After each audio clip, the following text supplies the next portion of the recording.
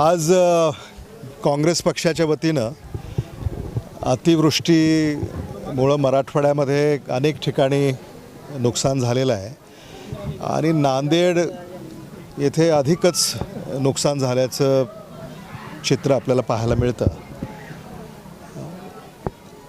पुराची परिस्थिती आहे.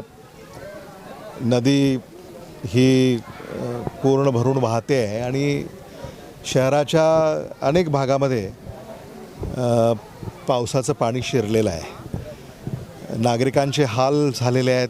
अनेक नागरिकांना स्थलांतरित करण्यात आलेलं आहे इतर ठिकाणी.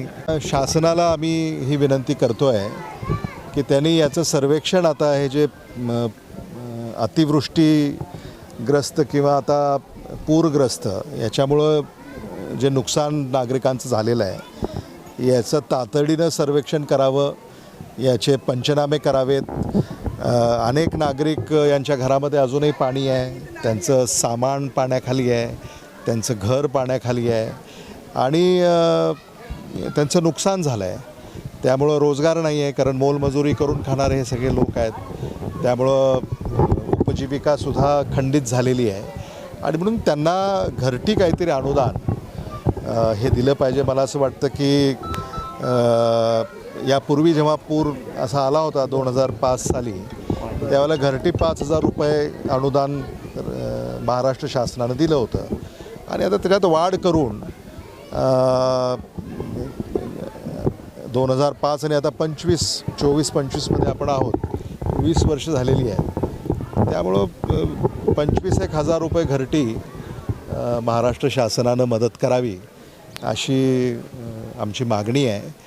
आणि बातम्या आपल्याच माध्यमातून आम्ही ऐकतो आहे की अनेक ठिकाणी पिकांचं नुकसान झालेलं आहे. त्यामुळे ती पाहणी सुरू आहे. अनेक ठिकाणाहून आम्हाला माहिती मिळते आहे.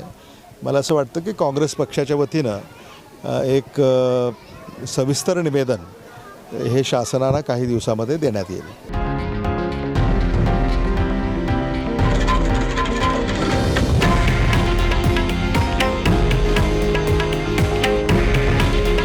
हे आहे देशातील नंबर 1 न्यूज नेटवर्क आणि आपण पाहत आहात TV9 मराठी.